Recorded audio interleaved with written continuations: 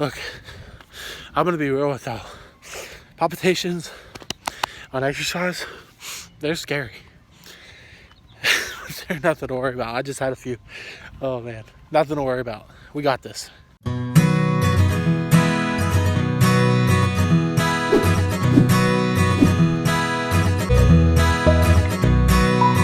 What's going on, everybody? My name is Clayton and I'm back with another video here today, getting ready to talk about heart palpitations while exercising. As you've seen in the clip before, I actually experienced some today. They are scary. They are very, very scary. Still even scare me today, even though I've been checked out. I've been told that I'm okay. Why is that? Why is it that I'm so scared of palpitations? We'll get into that. What you could do about them while you're exercising, and also, are they dangerous? Because there's definitely this feeling where, oh, I'm exercising, I shouldn't be having these palpitations, and I'm scared. So of course, I'm gonna try to do my best to explain it. I'm not a medical provider, I am not a therapist. I am going to school for clinical psychology, but I am not in any way a therapist of any kind. But, I have to say this, are you subscribed to this channel? And if you are, high five. If you're not, what are you doing? If you love mental health awareness content, if you love anxiety videos, if you just want to come here to learn about anxiety, learn about depression, learn about things that people go through mentally, physically, and emotionally, go ahead and subscribe. And also, it might help if you click that notification bell. Don't forget about me, so every single time I post a video, you'll be notified. Like this video. That goes for my subscribers too. Like this video. Helps this channel out tremendously. It helps this video out tremendously to get this video out there when people get on their keyboards, they're anxious, they're typing in heart palpitations while exercising, I'm freaking out.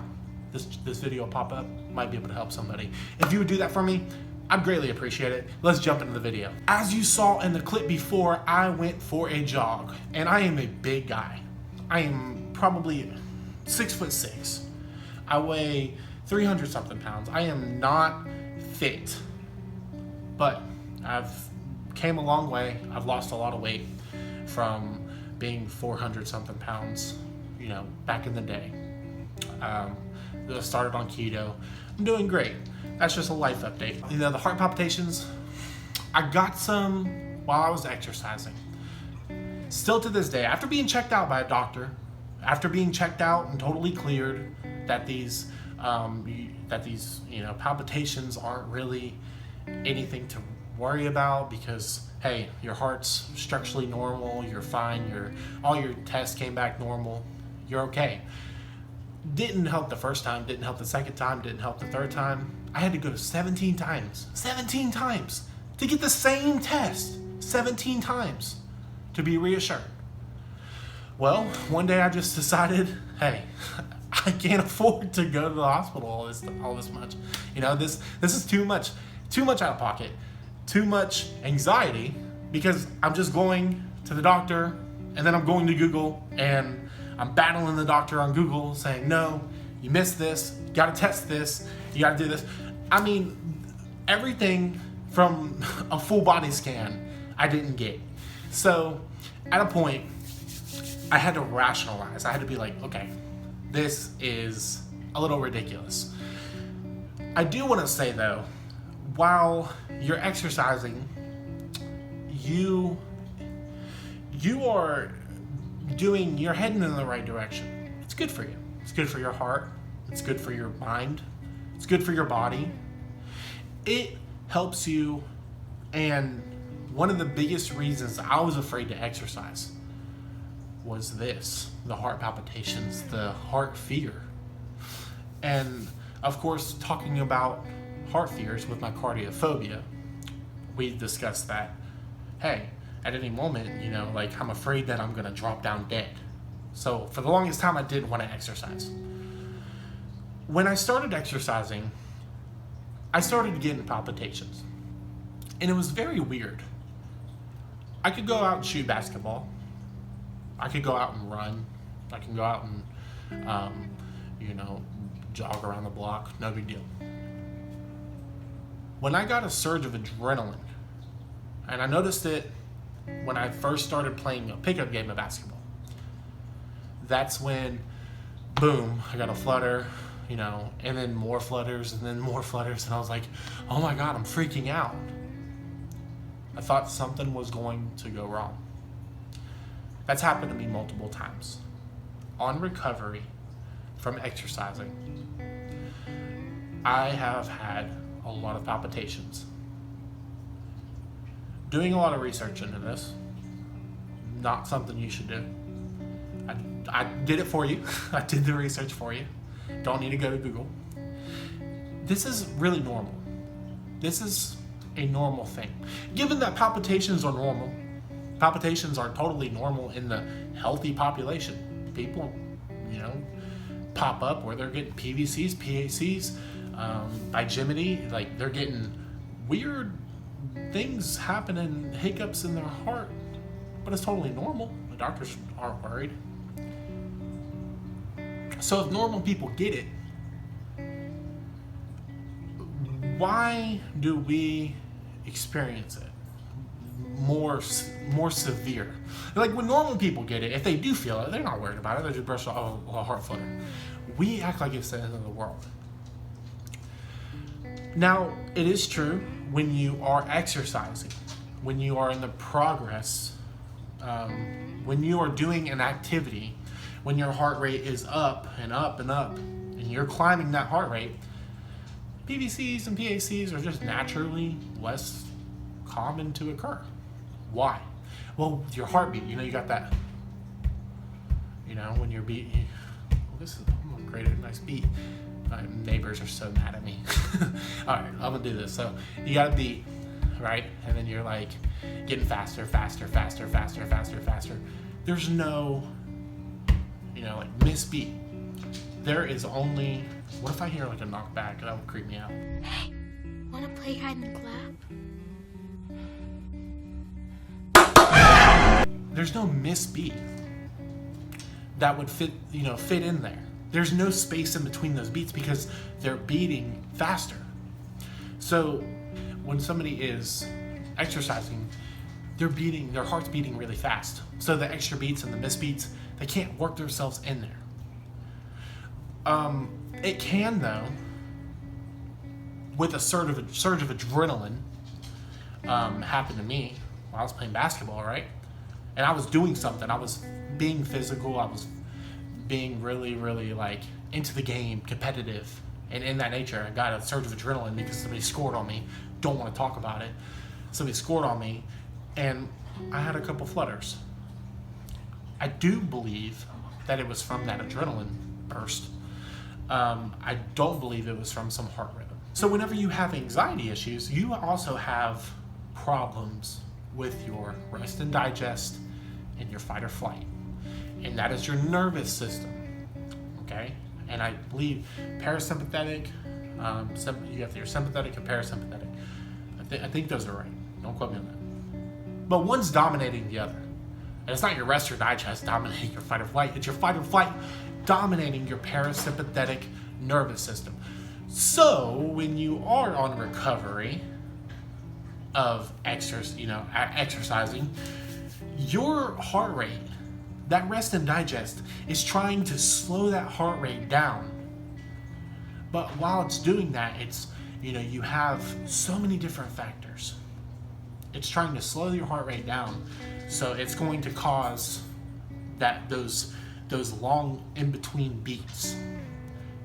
PVCs, PACs are likely to pop up there while the beat is slowing down. Also, could be part of your vagus nerve. I don't know much about it.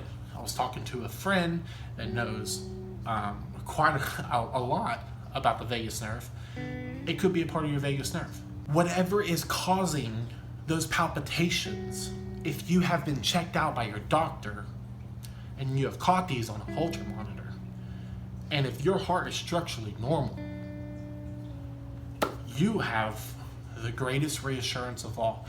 I know they're scary. I know there's something that just make you at times not even want to live. They're debilitating. They make you not want to do anything. But you are in a war, not with your heart, not with your nervous system. You're in a war with your mind. And the moment that we start going along with what the mind wants to do, oh, brain pops up. If I have a thought, I want to go to Google. I want to check it out. Thought comes up. I want to check my pulse. Let me get on my Fitbit. Let me, times 4. How many do I have? Oh, my goodness. I have 30, 120. Yeah, I did math in my head that fast. No, it's just because I did it so much that I remembered that 30 equals 120, and then 20 equals 80, so 25 equals 100. I can keep going. I've done that so many times, and it's not good for you. But we have thoughts in our head that pop up, and there is no, hey, do this, it's gone. Heart palpitations, it's gone. Anxiety, it's gone. Panic attacks, no need. Follow this. If anybody tells you that this is here, how to fix panic attacks, how to fix anxiety, how to fix heart anxiety, how to fix this, it's nothing but very, very hard work. I get that you didn't choose this battle. This battle chose you. You didn't choose this battle. You don't want this in your life. But you, by the grace of God, have become a warrior. And these thoughts in your head that pop up, these thoughts in your head can be very, very scary.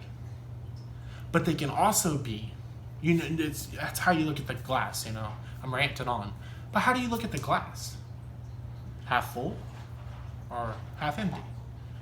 These thoughts can either be really, really scary and really, really debilitating, and these thoughts about your heart palpitations can be awful, and they can be the downfall to your life, or they can be a potential to do great things, to overcome this anxiety, to overcome this fear. Now, I'm not saying it one thought, you be one thought, and you get over that one thought. There's going to be plenty of thoughts. It takes time. It takes effort. And I usually don't like, to curse. But you have to work your ass off. You have to. This is something that is very, very serious. And it's very, very serious where it could change your life. I'm trying to save you, heart to heart, I'm trying to save you years of suffering, years of going through what I went through, years of going to the hospital to be told that you're just fine, years of not recovering because you don't believe the doctors and you trust this thing, you trust that more than the doctors that test you. It's a real mental illness. It's a real thing. And it's anxiety that we are fighting. We're not fighting a heart palpitation. We're fighting anxiety. As always, I thank you so much for watching this video. If you are experiencing things, I hope this cheers you up. I hope this motivates you. But it's not about motivation at this point. It is your internal reassurance that will override everything. This outward reassurance, me telling you that you're okay, it's going to be temporary. The reassurance that you need to establish with yourself is the internal reassurance. You need to work on your way to recovery, my friend. It's about consistency. It's about repetition.